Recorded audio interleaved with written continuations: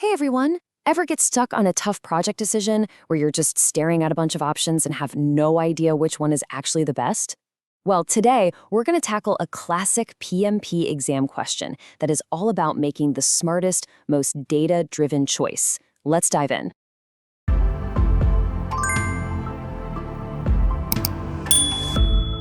So, picture this.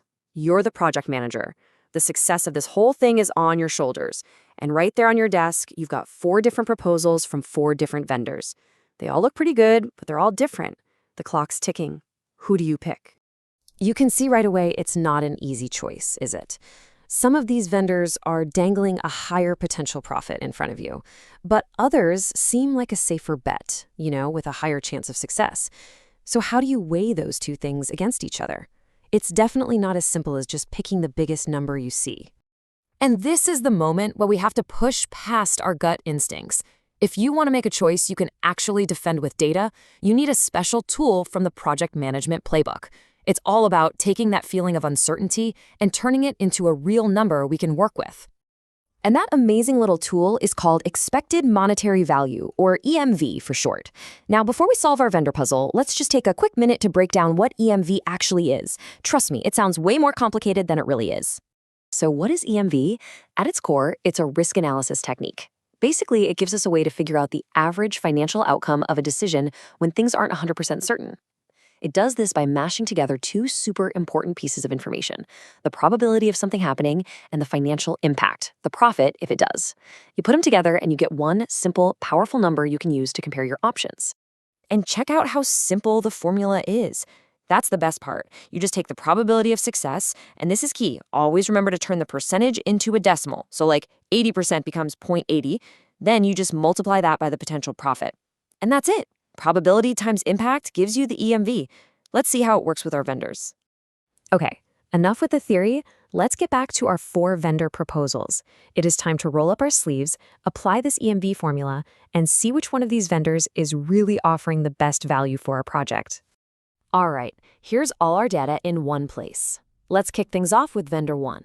We take their 80% probability, which is 0.80, multiply it by that $20,000 potential profit, and we get an expected monetary value of $16,000. Easy enough, right? Okay, next up, let's run the numbers for vendor 2. They have a really high probability, 90%, so that's 0.90, times the $19,000 profit. That gives them an EMV of $17,100. Already higher than vendor 1. Interesting. Now for vendor 3. They've got the lowest probability and the lowest profit on our list.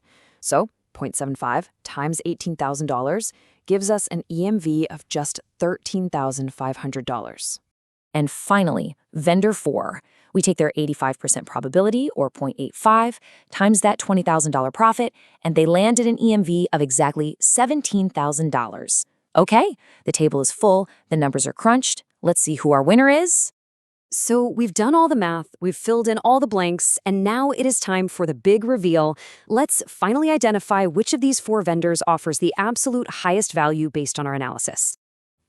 When you lay the numbers out like this, in a simple bar chart, the right answer just jumps right out at you. You can immediately see one of those bars is just a little bit taller than all the others. Visualizing data like this makes the decision feel almost effortless. And there it is. With an expected monetary value of $17,100, vendor 2 is our clear winner. They provide the highest calculated value to our project, which makes them the correct data-driven choice. And this quote right here, this gets to the very heart of why EMV is so powerful. It's not just about chasing the biggest possible paycheck, like the $20,000 that vendors 1 and 4 were offering. And it's not just about playing it safe with the highest probability. The real magic of EMV is that it finds the sweet spot, the perfect balance between those two things, risk and reward. And would you look at how close that was? There's only $100 separating vendor 2 and vendor 4. Think about it. It would be so tempting to just glance at vendor 4's higher potential profit and pick them. But the math, the objective calculation, it shows us that vendor 2 is actually the slightly better financial bet.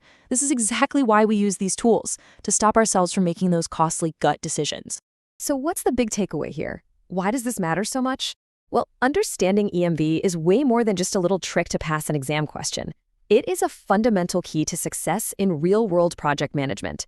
It helps you make smarter, more defensible, and ultimately more profitable decisions. So let's just quickly recap what you need to remember. First, EMV takes fuzzy ideas like risk and opportunity and turns them into solid numbers. This gives you an objective, mathematical reason for making a choice. It also perfectly balances that tug-of-war between probability and impact. And because of all that, it is an absolutely essential tool for any kind of quantitative risk analysis. So the math is clear, right? Based purely on the numbers, Vendor 2 is the way to go. But remember, EMV is just one tool in your toolkit. It's a fantastic one, but it only cares about the financial side of things. So I'll leave you with a final question to think about.